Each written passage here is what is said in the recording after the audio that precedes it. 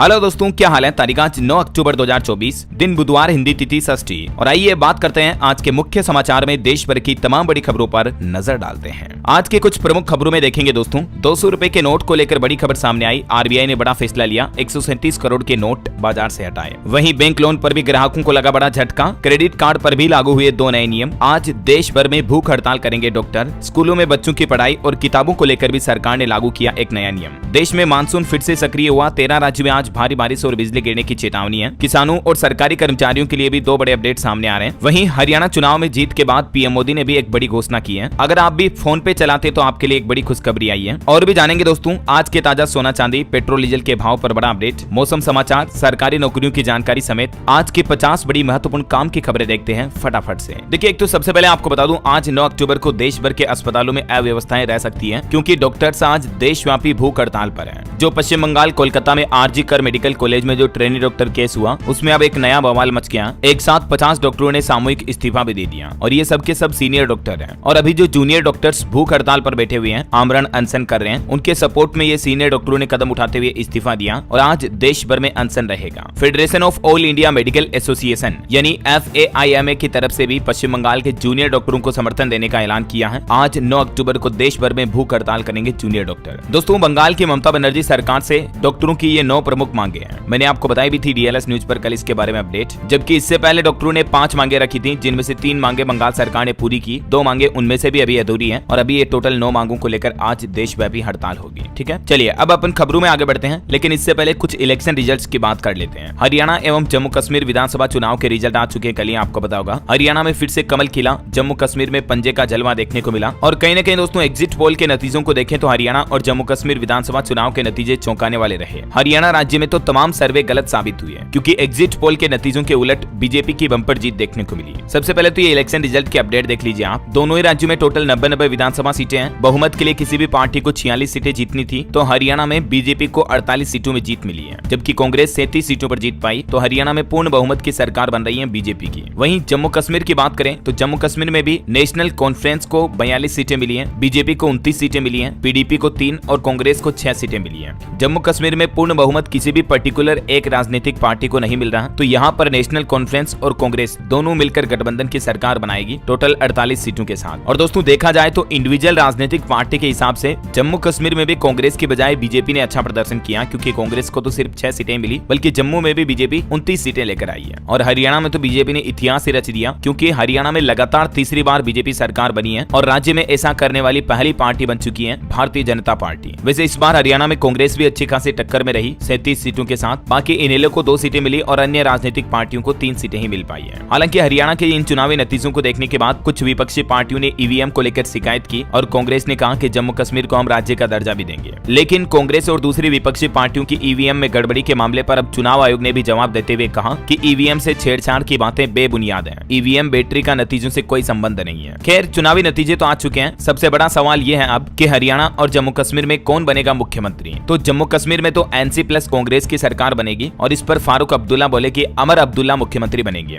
11-12 अक्टूबर को जम्मू कश्मीर में अमर अब्दुल्ला का सीएम के रूप में शपथ ग्रहण हो सकता है ना। तो अमर अब्दुल्ला तो जम्मू कश्मीर के मुख्यमंत्री होंगे, लेकिन हरियाणा में कौन बनेगा मुख्यमंत्री, तो इस पर भी हरियाणा राज्य के बीजेपी प्रदेश अध्यक्ष मोहन लाल बडोली की तरफ से एक बड़ा बयान जारी किया गया और उन्होंने न्यूज 18 को यह बयान देते हुए कहा कि जो हरियाणा के वर्तमान मुख्यमंत्री है नायब सिंह सैनी, वो ही हरियाणा के वापस नए मुख्यमंत्री बनाए जाएंगे। तो कहीं न कहीं ये पार्टी के वरिष्ठ नेता अनिल विज के लिए एक बड़ा झटका भी है। इसी के साथ ही हरियाणा में भी नई सरकार के गठन की तैयारी शुरू हो चुकी है। 12 तारीख को हरियाणा में भी वापस नए सीएम के रूप में सीएम सैनी शपथ ले सकते हैं और मंत्री पद किन किन को दिए जाएंगे, इस पर भी चर्चा चल रही है। एक और मुख्य चेहरा जो इन चुनाव में रही दोस्तों, देश की सबसे अमीर महिला जिसको बीजेपी ने टिकट नहीं दिया था, उन्होंने निर्दलीय चुनाव लड़कर जीत भी हासिल की है। आप समझ गए होंगे, मैं बात कर रहा हूँ भारत की सबसे अमीर महिला सावित्री जिंदल की, जिन्होंने हरियाणा की हिसार विधानसभा सीट से जीत हासिल की है और ये भारत की सबसे अमीर महिला भी है। चुनावी नतीजों के बाद पीएम मोदी का बयान भी देखने को मिला। उन्होंने कहा कि कांग्रेस की पोल खुली, उनका डिब्बा गोल है, वे जाति का जहर फैला रहे हैं। हरियाणा ने 2 टूक कहा, देश विरोधी पॉलिटिक्स नहीं चलेगी। पीएम मोदी बोले कि हरियाणा में झूठ की गुट्टी पर विकास की गारंटी भारी पड़ी और जम्मू कश्मीर में भी एनसी को जीत पर पीएम मोदी ने शुभकामनाएं दी। पीएम बोले कि हरियाणा के लोगों ने कमाल कर दिया, कमल कमल कर दिया, है ना। तो कुछ यूं चुनावी माहौल चल रहा। और चलिए अब अपन आगे बढ़ते हैं खबरों में। देखिए, अगली खबर, यूपीआई और AANI को जोड़ने पर काम कर रहे हैं भारत और यूएई। 30 लाख से ज्यादा भारतीय लोगों को फायदा होगा। मतलब जो भारत में पेमेंट सिस्टम है यूपीआई और यूएई का पेमेंट सिस्टम है, दोनों को मर्ज किया जाएगा। तो इससे जो दुबई वगैरह में हमारे भारतीय रहते हैं उनको फायदा होगा। चलिए अगली खबर देखिए, रोजगार की दिशा में भी एक अच्छी खबर आई है। कंपनियों ने बढ़ाई भर्तियां, कैंपस सिलेक्शन में भी तेजी आने की उम्मीद है। पिछले कुछ महीनों में कंपनियों की सुस्ती देखने को मिली नए स्टार्टअप्स में हायरिंग वगैरह को लेकर, लेकिन अब रिपोर्ट्स के मुताबिक कंपनियां नए स्टाफ की भर्ती करेगी, भर्तियों में तेजी आएगी। स्टाफिंग फर्म एक्सपेनो की रिपोर्ट में बात की जानकारी सामने आई है। वहीं मार्केट पर भी एक रिपोर्ट सामने आ रही कि 72% ग्राहकों ने ई कॉमर्स प्लेटफॉर्म से बढ़ाई खरीदारी की रफ्तार। छोटे शहरों में भी अब ई कॉमर्स बाजार तेजी से बढ़ रहा है। मतलब आजकल लोग बाग बाजार में जाकर सामान खरीदने की बजाय ऑनलाइन सामान ज्यादा खरीद रहे हैं, अमेजोन, फ्लिपकार्ट वगैरह से इनसे, है ना। चलिए अगला अपडेट देखिए, नई दिल्ली में 70वें राष्ट्रीय फिल्म पुरस्कार प्रदान किए देश की राष्ट्रपति द्रौपदी मुर्मू ने। और इन पुरस्कारों में इस बार प्लास्टर बांधकर दादा साहेब फाल्के अवार्ड लेने पहुंचे मिथुन चक्रवर्ती और कंतारा फिल्म से फेमस ऋषभ शेट्टी को बेस्ट एक्टर का अवार्ड मिला है। और भी कई बड़ी हस्तियों को देश के राष्ट्रपति द्रौपदी मुर्मू ने अपने हाथों से ये पुरस्कार अर्पित किए। देख सकते हैं आप कुछ अलग अलग तस्वीरें भी। करंट अफेयर्स के हिसाब से इंपोर्टेंट ध्यान रखिएगा, मिथुन दास चक्रवर्ती को दादा साहेब फाल्के पुरस्कार मिला है। और वहीं दोस्तों नोबेल पुरस्कार पर भी एक अपडेट आ चुका है। साल 2024 के भौतिकी के नोबेल पुरस्कार का ऐलान भी हो गया। जॉन हॉफफील्ड और जेफरी हिंटन को मिलेगा ये पुरस्कार, जिनमें एक तो एआई के गॉडफादर हैं, आर्टिफिशियल इंटेलिजेंस में भी इनका अच्छा योगदान रहा, और एक अमेरिकी वैज्ञानिक को फिजिक्स का नोबेल दिया जाएगा। चलिए अगला अपडेट देखिए दोस्तों, आईसीआईसीआई बैंक फोन पे ऐप पर यूपीआई क्रेडिट लाइन की सुविधा देगा, ग्राहकों को तुरंत मिल जाएगा लोन। जी हाँ, अगर आप भी फोन पे का इस्तेमाल करते हैं तो आपके लिए अच्छी खबर है। आईसीआईसीआई बैंक ने फोन पे के साथ एक समझौता किया है और इसके तहत ग्राहक यूपीआई के जरिए आईसीआईसीआई बैंक से लोन भी ले सकेंगे। इस सुविधा का लाभ उठाने के लिए आपको फोन पे में एक नया ऑप्शन मिलेगा, शॉर्ट टर्म क्रेडिट लाइन को एक्टिवेट करना होगा फोन पे में। और आईसीआईसीआई बैंक यूपीआई पर 2 लाख रुपए तक की क्रेडिट लाइन ऑफर करेगा। ग्राहकों को लोन का पैसा 45 दिन के अंदर चुकाना होता है। मतलब अगर आपको शॉर्ट टर्म के लिए लोन चाहिए तो अब आप फोन पे के जरिए आईसीआईसीआई बैंक से ले सकते हैं, है ना। और वहीं देखिए एक रिपोर्ट सामने आ रही है कि हमारे देश में 87% माता पिता ये चाहते हैं कि तकनीक की मदद से हो स्कूलों में पढ़ाई, मतलब टेक्नोलॉजी एजुकेशन को बढ़ावा मिले। और इस सर्वे के बाद अब देखिए आप, सरकार ने एक बहुत ही अच्छी पहल भी शुरू की है। आईसीएसई और आईएससी बोर्ड के कोर्स में एआई यानी कि आर्टिफिशियल इंटेलिजेंस और रोबोटिक्स जैसे चैप्टर को भी जोड़ा जाएगा। रिपोर्ट कार्ड की जगह अब होलिस्टिक प्रोग्रेस कार्ड दिया जाएगा। ये नई पहल की जा रही है council for the Indian school certificate examination यानी CISCE बोर्ड के 11वीं 12वीं के एजुकेशन सिलेबस में ये बदलाव किए जाएंगे और नई टेक्नोलॉजी एआई से जुड़े कोर्स भी जोड़े जाएंगे। और बोर्ड का ये भी कहना है कि एबिलिटी डेवलपमेंट पर फोकस होगा बच्चों के। वैसे स्टूडेंट और शिक्षा से जुड़े कुछ और अपडेट आपको बता दूं फटाफट से। देखिए एक तो हायर एजुकेशन में भी पढ़ाए जाएंगे इलेक्शन और वोटिंग जैसे चैप्टर भी। यूजीसी की तरफ से एक नया सर्कुलर जारी किया गया। यूजीसी यानी यूनिवर्सिटी ग्रांट्स कमीशन की तरफ से हायर एजुकेशन इंस्टीट्यूट्स के लिए ये नया सर्कुलर जारी किया है, जिसमें सभी कॉलेज यूनिवर्सिटी वगैरह में अब आपको वोटिंग, इलेक्शन, इलेक्टोरल लिटरेसी वगैरह के बारे में भी चीजें पढ़ने को मिलेगी। और यूजीसी का एक और प्लान देखिए, हर साल देश की 10 बेस्ट पीएचडी थीसिस को मिलेगा पुरस्कार। यूजीसी की तरफ से ये भी एक बड़ा फैसला लिया गया। और एनसीईआरटी की किताबें अब आप ऑनलाइन भी मंगा पाएंगे। मैंने आपको कल ही अपडेट बताया था, अमेजोन पर मिलेगी ये बुक्स। पूरे देश में एमआरपी पर होगी delivery. School college bulk order भी कर सकेंगे। तो ये भी एनसीईआरटी बोर्ड की तरफ से नई पहल शुरू की गई है, ठीक है ना। चलिए एजुकेशन के बाद आगे बढ़ते हैं अब अपन खबरों में। देखिए एक तो इजराइल हमास जंग पर बड़ी खबर आ रही है कि हिजबुल्लाह चीफ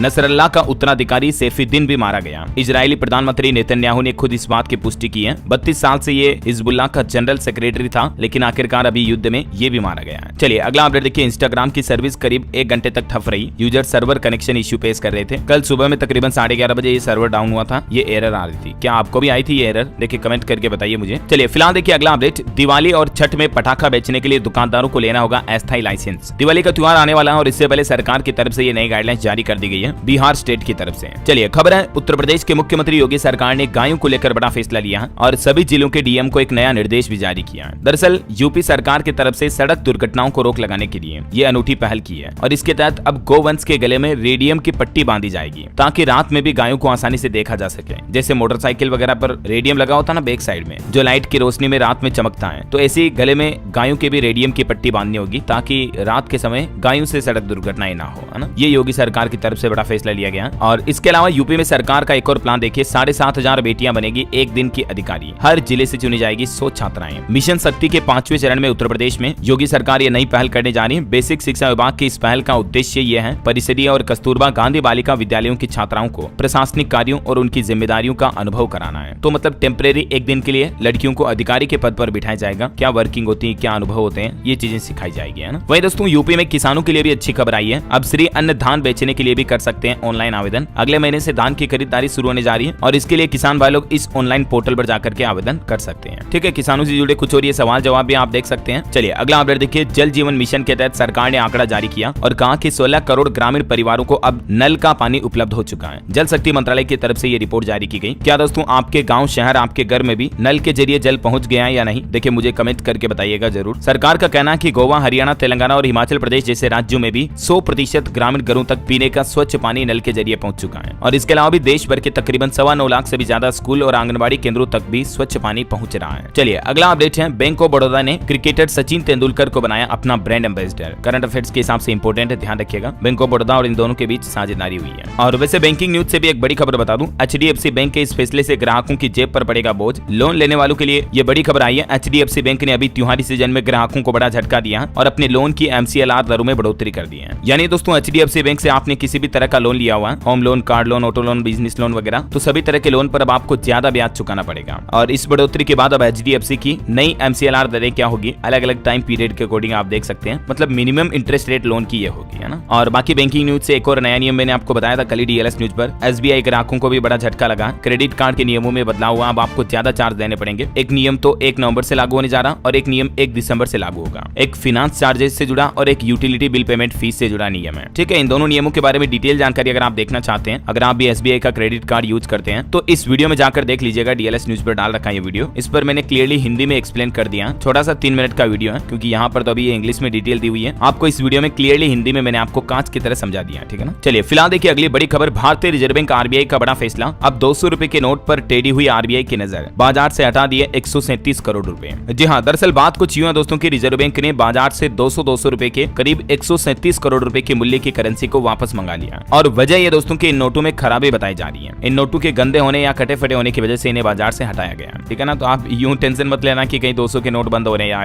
ऐसा कुछ नहीं है, बल्कि ऐसे नोट जो खराब हो चुके हैं, कटे फटे सड़े गले हैं, तो इन नोटों को RBI ने वापस मंगवाया है, ठीक है। बहरहाल अभी तो कुछ और महत्वपूर्ण और काम की खबरें देखेंगे अपन, लेकिन फिलहाल वक्त तो चला आज के ताजा मौसम समाचार जानने का। और हाँ, आपको एक बात याद दिला दूं, अगर आप DLS न्यूज चैनल पर पहली बार आए हैं और चैनल को अभी तक भी सब्सक्राइब नहीं किया ना दोस्तों, तो इसे सब्सक्राइब करके बेल आइकन दबा दीजिए और इस वीडियो पर एक छोटा सा प्यार भरा लाइक भी कर दीजिएगा, ताकि आप मेरे साथ आपके अपने DLS भाई के साथ जुड़ जाएंगे और DLS न्यूज के माध्यम से आपको रोजाना की ताजा खबरें, महत्वपूर्ण मुख्य समाचार, सरकार के नए नियम, नई योजनाओं की जानकारी, बड़े ऐलान सबसे पहले आपके मोबाइल पर मिलते रहेंगे, ठीक है ना। तो अभी तक भी सब्सक्राइब नहीं किया तो सब्सक्राइब करके बेल आइकन दबा देना। चलिए अभी अपन बात कर रहे थे मौसम अपडेट की, तो देखिए अभी जाते जाते मानसून में मेघालय में एक बार फिर से बाढ़ और लैंडस्लाइड के हालातों से मरने वालों की संख्या बढ़कर 17 हो गई। मध्य प्रदेश में भी फिर से बदलेगा मौसम, बारिश की संभावना है। मौसम विभाग का कहना है कि MP के 21 जिलों से मानसून की विदाई रुक चुकी है, यानी इन 21 जिलों में फिर से बारिश होने की संभावना है। बाकी बिहार में अभी भी 17 जिले बाढ़ से काफी ज्यादा प्रभावित चल रहे हैं। 15 लाख लोगों के घर तबाह हो गए। लोगों ने काफी इसका विरोध प्रदर्शन भी किया, क्योंकि सरकार बाढ़ में हुई लोगों की मुश्किलों का पूरा समाधान नहीं कर रही है। वैसे बिहार से मौसम विभाग का कहना है कि अगले 4-5 दिनों में मानसून की विदाई हो जाएगी।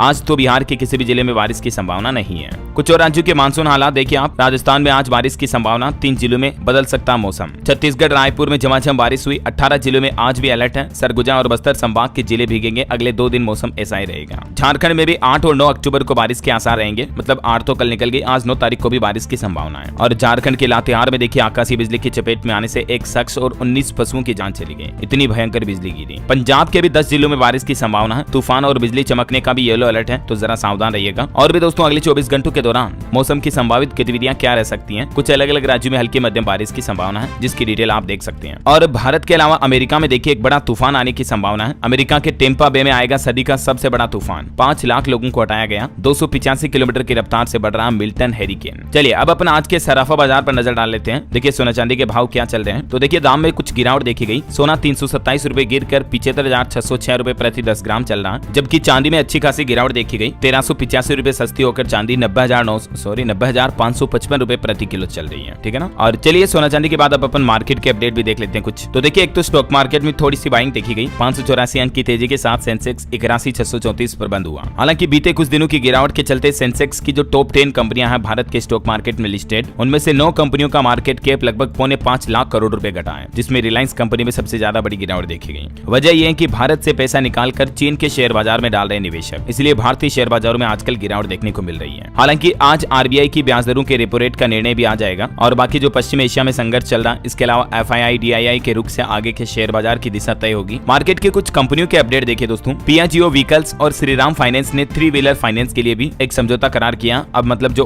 3 व्हीलर ऑटो आते हैं ना, उन पर भी लोन मिल सकेगा इन कंपनियों के जरिए, ठीक है। और इसके अलावा स्पाइसजेट कंपनी अपने बेड़े में शामिल करेगी 10 और विमान। 3000 करोड़ का निवेश हासिल कर कंपनी ने यह फैसला लिया है। वहीं दोस्तों ओला इलेक्ट्रिक पर भी CCPA ने एक बड़ी कार्रवाई की। उपभोक्ता अधिकारों के कथित उल्लंघन और भ्रामक विज्ञापन के लिए ओला को नोटिस भी जारी किया। इन्हीं कुछ कारणों की वजह से भी आजकल ओला के स्टॉक में बड़ी गिरावट देखने को मिल रही है। और निवेशकों के लिए अपडेट है, सेबी ने नेशनल सिक्योरिटीज डिपॉजिटरी के आईपीओ को भी मंजूरी दे दी है। लगभग 6.25 करोड़ शेयर्स बेचेंगे कंपनी के 6 मौजूदा शेयर होल्डर। वहीं खबर है पेटीएम मनी ने बीएसई फ्यूचर्स और ऑप्शंस ट्रेडिंग सेवा भी शुरू की। 20 रुपए प्रति लोट के हिसाब से आप ट्रेडिंग कर पाएंगे। चलिए अगला अपडेट देखिए, जीएसटी का 12% टैक्स स्लैब खत्म हो सकता है। जीएसटी काउंसिल की तरफ से ये भी प्लान किया जा रहा है दोस्तों, आने वाले जीएसटी काउंसिल की मीटिंग में ये कुछ फैसले लिए जा सकते हैं। जीएसटी सिस्टम को पूरी तरह से रिवाइज करने का प्लान कर रही है सरकार। चलिए आगे बढ़ते खबरों में मार्केट के बाद देखिए आप, एक तो अच्छी खुशखबरी है, ग्रेटर नोएडा में 3608 फ्लैट खरीदारों को मिलेगा मालिकाना हक। रजिस्ट्री के लिए सीवर लगाएगी अब अथॉरिटी। वहीं खबर देखिए, देश के रक्षा मंत्री राजनाथ सिंह ने जर्मनी के रक्षा मंत्री से फोन पर बातचीत की, आपसी सहयोग को और मजबूत करने पर सहमति जताई। वहीं भारत जर्मनी के बीच रक्षा क्षेत्र में सहयोग को लेकर भी समीक्षा हुई। और खबर है हमारे विदेश मंत्री एस जयशंकर जल्द ही दक्षिण अमेरिकी देश का दौरा करेंगे। अर्जेंटीना की विदेश मंत्री से उन्होंने ये वादा किया है। वहीं पीएम मोदी भी अब चुनावी नतीजों के बाद फिर से विदेश दौरे पर जा रहे हैं। 10-11 अक्टूबर को पीएम मोदी करेंगे लाओस का दौरा। 21वें आसियान भारत शिखर सम्मेलन में हिस्सा लेंगे। और अभी जो मालदीव के राष्ट्रपति मुइज्जू भारत दौरे पर आए हुए हैं, उन्होंने राष्ट्रपति द्रौपदी मुर्मू से भी मुलाकात की। बोले कि भारत मालदीव की दोस्ती सदियों पुरानी है। तो ये कुछ भारत की विदेश नीति के प्लान चल रहे हैं। और चलिए आगे बढ़ते हैं खबरों में देखिए आप, एक तो सरकार ने पोलावरम परियोजना के लिए केंद्र सरकार 12,500 करोड़ रुपए का बजट जारी करेगा। इसके अलावा असम के 4 जिलों में अफस्पा कानून की अवधि भी बढ़ाई गई। वहीं खबर है उड़ीसा राज्य में देखिए, थानों में उचित व्यवहार पर पुलिस कर्मियों के लिए जल्द ही नई एसओपी तैयार की जाएगी, हाईकोर्ट में बोली उड़ीसा सरकार। भारतीय अंतरिक्ष एजेंसी इसरो को भी एक बड़ी सफलता मिली है। PSLV-37 रॉकेट का ऊपरी हिस्सा पृथ्वी के वायुमंडल में वापस लौट चुका है। ये पहले भटक गया था, इसी के जरिए 104 उपग्रहों को एक साथ अंतरिक्ष में भेजा गया था इसरो ने, आपको पता होगा। तो इसे वापस पृथ्वी के यानी अर्थ के ऑर्बिट में स्थापित कर दिया है ना। वही खबर है दोस्तों, 1 नवंबर को होगा एप्पल कंपनी का मेगा इवेंट। इसमें मैकबुक प्रो समेत कई सारे नए प्रोडक्ट्स लॉन्च कर सकती है एप्पल कंपनी। चलिए अगली खबर देखिए, उत्तर प्रदेश की योगी सरकार प्रदेश में शिक्षा मित्र, अनुदेशक और रसोइयों का बढ़ा सकती है मानदेय। दिवाली पर यह खुशखबरी दे सकती है। यूपी सरकार में इस तरह की अंदरूनी प्लानिंग भी चल रही है। महंगाई पर एक राहत भरी खबर आ रही है। पिछले 3 महीनों में देश भर में बड़ी मंडियों में तुअर और उड़द के दाम लगभग 10% तक गिरे हैं। तो अब इसका असर रिटेल मार्केट पर भी देखने को मिलेगा और जल्दी तुअर और उड़द दाल वगैरह सस्ती हो सकती है। इतना स्पीड में बोलता हूँ कभी कभी जीभ फिसल जाती है। अच्छा, जल्दी फास्ट बोलने का मकसद मेरा ये होता है दोस्तों कि आपको कम टाइम में ज्यादा इन्फॉर्मेशन जानने को मिले। अभी मैं बहुत धीरे धीरे बताऊंगा, ऊँगता एकदम से, हेलो दोस्तों खबर आ गई देखो, तो आप भी बोर हो जाओगे, देखने में भी मजा नहीं आएगा। इसलिए तो डीएलएस भाई का मतलब भी यही है कि सुपर फास्ट बुलेट ट्रेन की रफ्तार से आपको खबरें मिलती हैं। खैर खुद की तारीफ अब मैं ज्यादा नहीं करूंगा, सीधा आगे बढ़ता खबरों में देखिए आप, एक श्रद्धांजलि, भारत में पहला हार्ट ट्रांसप्लांट करने वाले पद्म भूषण सम्मानित डॉक्टर वेणुगोपाल का निधन हो चुका है। ईश्वर इनकी आत्मा को शांति दे। वही खबर देखिए, उत्तराखंड सरकार की बड़ी घोषणा, शहीद सैनिकों के परिजन भी अब रोडवेज बसों में मुफ्त यात्रा कर पाएंगे। उत्तराखंड सरकार यह नया प्रस्ताव तैयार करने के निर्देश भी दिए हैं। भारत के लिए बड़ी अच्छी खबर आ रही है दोस्तों, भारत में ट्रेकोमा का पूरी तरह से खात्मा हो चुका है और इसके लिए WHO ने भी भारत की तारीफ करते हुए पीठ थपथपाई। ट्रेकोमा जो कि आंखों में होने वाला एक तरह का रोग है जिससे अंधापन हो सकता है, लेकिन भारत दक्षिण पूर्व एशिया में ये उपलब्धि हासिल करने वाला तीसरा देश बन चुका है जहां अभी भारत में ट्रेकोमा का एक भी मामला नहीं है। तो ये भारत के लिए बड़ी अच्छी उपलब्धि है। ये ट्रेकोमा कैसे फैलता है इसके बारे में ज्यादा डिटेल भी आप देख सकते हैं ना। चलिए कुछ और अपडेट देखते हैं फटाफट से। देखिए आप, पंचायती राज मंत्रालय और जनजातीय कार्य मंत्रालय संयुक्त रूप से 2 दिन की राष्ट्रीय कार्यशाला का आयोजन करेंगे। और खबर है, केंद्रीय वाणिज्य मंत्री पीयूष गोयल ने मुंबई के कांदिवली में कौशल विकास केंद्र का उद्घाटन भी किया। और सीबीडीटी का भी एक अपडेट आ रहा, केंद्रीय प्रत्यक्ष कर बोर्ड ने आयकर अधिनियम 1961 की समीक्षा के लिए एक आंतरिक समिति गठित की। खबर है, नई दिल्ली में इसी महीने 14 से 24 अक्टूबर तक आयोजित किया जाएगा विश्व दूरसंचार मानकीकरण सम्मेलन। वही देखिए बड़ी खबर, दिल्ली सरकार का प्लान, दिल्ली की सीमा पर लगेंगे बाहरी राज्यों की 2000 बसों के ब्रेक। 3 नए ISBT बनाए गए हैं। परिवहन विभाग की ये नई पहल है, देख सकते हैं आप इसके बारे में ज्यादा डिटेल भी। और वहीं देखिए बिहार सरकार का प्लान, अगले 5 सालों बाद दोबारा होगी 22 गंगा घाटों के बंदोबस्ती। बिहार के खनन विभाग की तरफ से नया प्रस्ताव भी तैयार किया गया है। और देखिए झारखंड सरकार ने 7 IPS और 28 DSP अधिकारियों का तबादला किया। कुमार शिवाशीष बनाए गए जमशेदपुर के नए सिटी SP। और राजस्थान के पशुपालकों के लिए भी अच्छी खबर है, जयपुर में आज होगा मोबाइल पशु चिकित्सा सेवा के कॉल सेंटर का लोकार्पण। पशु हेल्पलाइन नंबर 1962 का इस्तेमाल करके आप, जैसे अपनी 108 एम्बुलेंस होती है ना इंसानों के लिए, वैसे अगर आपको मवेशियों, गाय, भैंस वगैरह के लिए एम्बुलेंस बुलानी है तो आप 1962 इस नंबर पर कॉल करके पशु एम्बुलेंस सेवा का लाभ ले पाएंगे। अब राजस्थान में भी है ना। चलिए अगली बड़ी खबर देखिए, अब नहीं चलेगा पुलिस थानों में CCTV खराब होने का बहाना, पुलिस अधिकारियों पर सख्त कार्रवाई की जाएगी। मध्य प्रदेश इंदौर हाईकोर्ट की तरफ से ये सख्त हिदायत दी गई है कि अगर पुलिस थानों थानों में सीसीटीवी कैमरों की फुटेज उपलब्ध नहीं कराई जाती है तो संबंधित थाना प्रभारी और अधिकारियों के खिलाफ सख्त कार्रवाई होगी। चलिए अगला अपडेट देखिए दोस्तों, भारतीय छात्रों के लिए कनाडा में नौकरी करना अब आसान नहीं होगा, क्योंकि पोस्ट स्टडी वर्क वीजा के लिए अब एक नया टेस्ट पास करना पड़ेगा। कनाडा सरकार की तरफ से वर्क फोर्स बढ़ाने के लिए पोस्ट ग्रेजुएट वर्क परमिट के नियमों में यह बदलाव किया है और ये नए नियम अगले महीने 1 नवंबर की पहली तारीख से लागू होंगे। हालांकि इससे भारतीय छात्रों का कनाडा में पढ़ाई करके नौकरी पाना अब और मुश्किल होगा। कनाडा के प्रधानमंत्री जस्टिन ट्रूडो सरकार की तरफ से ये न्यू रूल्स एंड रेगुलेशंस लागू किए जा रहे हैं। और बड़ी खबर देखिए, हिंडनबर्ग रिसर्च ने अब एक नई कंपनी को लेकर खुलासा किया, बच्चों पर बुरे असर की बात भी कही है। शॉर्ट सेलिंग कंपनी हिंडनबर्ग ने अपनी ताजा रिपोर्ट में गेमिंग प्लेटफॉर्म रोब्लॉक्स पर कई बड़े आरोप लगाए। कहा कि इस प्लेटफॉर्म के जरिए बच्चे बच्ची के लाइफस्टाइल पर, उनके मेंटल हेल्थ पर काफी बुरा असर पड़ रहा है। चलिए बड़ी खबर है, राजस्थान में अब फर्जी मार्कशीट लगाई तो खैर नहीं, क्योंकि शिक्षा विभाग के पास होगी अब सभी बच्चों की पूरी कुंडली। दरअसल राजस्थान सरकार ने एक नया प्लान बनाया है। अब हर छात्र की एक यूनिक आईडी बनाई जाएगी, जिससे कि एक क्लिक में फर्जी मार्कशीट पकड़ में आ जाएगी। दरअसल सरकारी नौकरी भर्ती परीक्षाओं में होने वाली गड़बड़ियों को रोकने के लिए राजस्थान शिक्षा विभाग की तरफ से ये नई पहल की जा रही है। अब हर छात्र को आधार कार्ड की तरह एक unique identification number UIN number दिया जाएगा। इस कदम का उद्देश्य न केवल भर्ती परीक्षाओं में धोखाधड़ी को रोकना, बल्कि छात्रों की पूरी जानकारी एकत्रित और संरक्षित करना भी है। तो बोर्ड के पास अब कंप्लीट डिटेल होगी, 12 अंकों का ये यूनिक नंबर होगा, जिससे आपके सारे मार्कशीट, सारे आपके जो भी डॉक्यूमेंट है एजुकेशन के, वो लिंक होंगे। तो फर्जी मार्कशीट वगैरह पर रोक लगाई जा सकेगी, है ना। वहीं राजस्थान के सरकारी विद्यालयों में अब एक और बेहतरीन काम किया जाएगा, जिससे कि प्राइवेट स्कूलों को भी टक्कर मिलेगी। सरकार का प्लान है कि प्राइवेट विद्यालयों के जैसे ही राजस्थान में सरकारी स्कूलों में भी अब नवाचार कार्यक्रम शुरू होगा। बच्चों की प्रतिभा को अभिभावक भी देख सकेंगे। सरकारी विद्यालयों में पढ़ रहे बच्चों की भागीदारी में अब अभिभावकों की भागीदारी को भी बढ़ाया जाएगा। बाल समारोह वगैरह आयोजित किए जाएंगे, पेरेंट्स मीटिंग वगैरह होगी, है ना। तो ये राजस्थान शिक्षा विभाग का एक और अच्छा प्लान है गवर्नमेंट स्कूल्स में। चलिए कुछ और स्टेट न्यूज अपडेट देख लेते हैं फटाफट से। देखिए राजस्थान से 1-2 अपडेट हो रहे हैं। एक तो राजस्थान की पूर्व गहलोत सरकार में बने छोटे जिले अब खत्म होना लगभग तय हो चुका है, क्योंकि फिलहाल नए जिले या नए तहसील बनाने पर और खत्म करने पर 31 दिसंबर तक जो रोक लगी थी उसको भजनलाल सरकार ने हटा दिया और इस साल राजस्थान में जनगणना भी नहीं की जाएगी। जनगणना रजिस्ट्रार ने भी ये लगी रोक को हटा दिया। वहीं गहलोत राज के कई और फैसलों को भी बदलने की तैयारी कर रही है वर्तमान राजस्थान सरकार। 800 फैसलों का रिव्यू होगा, आज आखिरी बैठक होगी, 1-2 दिन में मुख्यमंत्री को रिपोर्ट देनी होगी। और एक बड़ी खबर देखिए, विदेश से लौटे यात्री में मिले मंकी पॉक्स के लक्षण। राजस्थान जयपुर एयरपोर्ट पर नियुक्त मेडिकल स्टाफ ने फिर इस शख्स को हॉस्पिटल में आइसोलेट किया और अब राजस्थान में भी मंकी पॉक्स फैलने की चिंता बढ़ गई है। वहीं खबर है दोस्तों, मध्य प्रदेश में देखिए आप 75 लाख से ज्यादा रोजगार देने का दावा किया है। 5 साल में 80 लाख MSME यूनिट स्थापना का टारगेट रखा है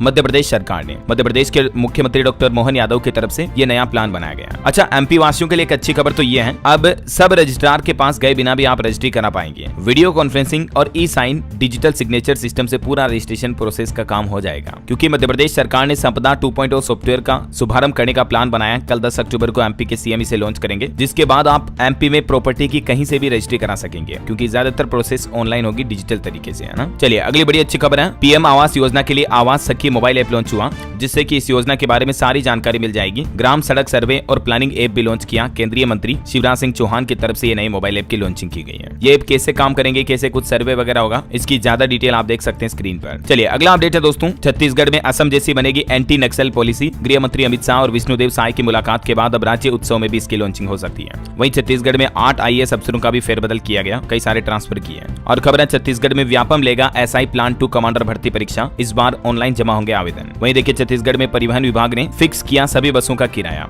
अब अलग अलग टाइप की बसों के लिए कितना किराया तय होगा, साधारण बस, डिलक्स बस और शयनयान कोच यानी कि स्लीपर कोच वगैरह के लिए अधिकतम किराया प्रति किलोमीटर इतना तय किया गया है। चलिए बड़ी खबर आ रही है, उत्तर प्रदेश में इस बार महाकुंभ 2025 में बनेंगे 4 वर्ल्ड रिकॉर्ड। 15,000 लोग एक साथ मिलकर करेंगे घाटों की सफाई। टोटल मतलब 4 Guinness book of world record बनाए जाएंगे। यूपी के मुख्य सचिव की अध्यक्षता में हुई 11वीं बैठक में ये फैसले लिए गए। वहीं खबर है दोस्तों, उत्तर प्रदेश में भी अब ई-कोर्ट के जरिए होगा औद्योगिक विवादों का निपटारा। डिजिटल प्लेटफॉर्म करेगा कामकाज आसान। जो मतलब इंडस्ट्रियल कोर्ट कचहरी के मामले है ना, तो उनके काम अब ज्यादातर ऑनलाइन हो जाएंगे। देख सकते हैं आप डिटेल, ये यूपी सरकार का प्लान है। अच्छा, उत्तर प्रदेश की राजधानी लखनऊ में देखिए डॉग लाइसेंस के लिए अब अभियान चलेगा, क्योंकि 5,000 से ज्यादा लोगों ने घर में डॉगी पाल रखा लेकिन लाइसेंस नहीं बनवाया, तो अब उन पर जुर्माना भी लगेगा। 5,000 रुपए तक का जुर्माना वसूला जाएगा। लखनऊ नगर निगम ने यह नया प्लान बनाया। चलिए अगली अच्छी खुशखबरी है, हिमाचल सरकार का बड़ा फैसला, 1,80,000 पेंशनरों को मिलेगी पेंशन। काफी पेंशनरों की जो काफी समय से पेंशन बाकी है, तो हिमाचल सरकार ने ये बकाया पेंशन को लौटाने की आखिरी तारीख तय कर ली है। और देखिए दोस्तों, बिहार में स्मार्ट मीटर उपभोक्ताओं को बिजली बिल पर मिलेगी छूट, जल्द हटेगी DPS यानी विलंब शुल्क अधिभार से राहत मिल सकती है स्मार्ट प्रीपेड मीटर के बिजली उपभोक्ताओं को, क्योंकि अभी नियम के मुताबिक दोस्तों बिजली बिल का भुगतान नहीं करने पर 1.5% DPS लगाया जाता है, लेकिन इसमें राहत देने का प्लान कर रही है बिहार की नीतीश सरकार। अच्छा, उत्तराखंड में देखिए केदारनाथ उपचुनाव से पहले मुख्यमंत्री पुष्कर सिंह धामी ने 14 नई घोषणाएं की है। हैं। सड़क निर्माण समेत कई अहम ऐलान किए हैं। वहीं पीएम मोदी से भी मिले उत्तराखंड के मुख्यमंत्री पुष्कर सिंह धामी। हरियाणा चुनाव में जीत के लिए बधाई दी, उत्तराखंड के विकास को लेकर भी डिमांड रखी है। और खबर है दोस्तों, ईरान इजराइल युद्ध के चलते क्रूड ऑयल की कीमतों में भी 5% तक का इजाफा यानी कि बढ़ोतरी देखी गई। भारत में भी पेट्रोल डीजल के रेट में इसका प्रभाव पड़ सकता है। हालांकि अभी तक तो रेट नहीं बढ़े हैं, लेकिन हो सकता है कि बढ़ जाए। और देखिए बड़ी खबर, LIC कंपनी ने एजेंटों का कमीशन घटाया, सरेंडर वैल्यू पर भी नए नियम लागू किए गए। इसी महीने 1 अक्टूबर से इन नियमों को लागू करने का फैसला किया है भारतीय जीवन बीमा निगम LIC ने। एजेंटों को पॉलिसी पर मिलने वाला पहले साल का जो कमीशन होता है उसको 35% से घटाकर 28% कर दिया है। इसके अलावा भी LIC ने कुछ एजेंटों के वगैरह को लेकर फैसले लिए हैं, जिनकी डिटेल जानकारी आप देख सकते हैं स्क्रीन पर। चलिए खबर है, नवरात्रि में 45 लाख महिलाओं को झारखंड की हेमंत सोरेन सरकार ने बड़ा तोहफा दिया। मैया सम्मान योजना की तीसरी किस्त जारी करने की घोषणा कर दी है। कल 8 अक्टूबर को झारखंड राज्य की माताओं बहनों के खातों में ये किस्त जारी कर दी गई है। अब तक 2 किस्त जारी हो चुकी है और तीसरी किस्त कल डाल दी गई है। जिन महिलाओं को कल नहीं मिले हैं उन्हें आज तक मिलने की संभावना है, क्योंकि कई बार बैंकों के सर्वर वगैरह भी थोड़े डाउन हो जाते हैं। तो राज्य की 45 लाख महिलाओं को 1-1 हजार रुपए ट्रांसफर किए गए कल मंगलवार 8 अक्टूबर को, है ना। चलिए कुछ एजुकेशनल खबरें देखते हैं फटाफट से। देखिए, सरकारी मेडिकल कॉलेज की 2560 MBBS और डेंटल कॉलेज की 401 BDS सीटें खाली पड़ी हैं। अभी राजस्थान राज्य की रिपोर्ट सामने आ रही है। वहीं खबर है, इस महीने के अंत में जारी हो सकता है यूपी पुलिस कांस्टेबल भर्ती का रिजल्ट। अगले महीने फिजिकल टेस्ट की भी संभावना है। सरकारी नौकरी पर अपडेट है दोस्तों, यंत्र इंडिया लिमिटेड की तरफ से 4039 पदों पर भर्ती का एक शॉर्ट नोटिस जारी हुआ। 10वीं पास कैंडिडेट भी इसके लिए अप्लाई कर सकते हैं। आवेदन हालांकि अभी तक इसके शुरू हुए नहीं है, तो लास्ट डेट वगैरह भी तय नहीं हुई है। और गेट 2025 के लिए आवेदन की लास्ट डेट फिर से बढ़ चुकी है। अभी आप विलंब शुल्क यानी कि लेट फीस के साथ 11 अक्टूबर तक आवेदन कर सकते हैं। ओके, और अंत में आज के राशिफल पर नजर डाल लेते हैं। देखिए, सिंह राशि वाले लोगों को नौकरी में तरक्की मिलने के योग है। मेष और कुंभ राशि वालों को आज आर्थिक फायदा हो सकता है। कर्क राशि के लोग परिवार के साथ खुद पर भी ध्यान दें। और धनु राशि के लोग समय बर्बाद किए बिना काम करें तो लाभ मिलेगा। और भी कुछ अलग अलग राशियों का राशिफल आप स्क्रीन पर देख सकते हैं इस टेबल में, है ना। और दोस्तों, आप मुझे कमेंट करके बताइए कि आने वाली 10-11 अक्टूबर को पीएम मोदी किस देश का दौरा करने जा रहे हैं। करंट अफेयर्स का क्वेश्चन है, कमेंट करके बताइए। सही जवाब देने वाले लोगों को रैंडमली सेलेक्ट होने पर DLS न्यूज टीम की तरफ से एक शानदार सरप्राइज गिफ्ट जीतने का मौका मिलेगा। और इसी के साथ ही अगर आपको वीडियो अच्छा लगा तो इसे लाइक करना, शेयर भी करना। DLS न्यूज चैनल को सब्सक्राइब करके बेल आइकन जरूर दबा देना, रोजाना इसी इंफॉर्मेटिव काम की खबरें देखते रहने के लिए। जय हिंद, जय भारत, वंदे मातरम।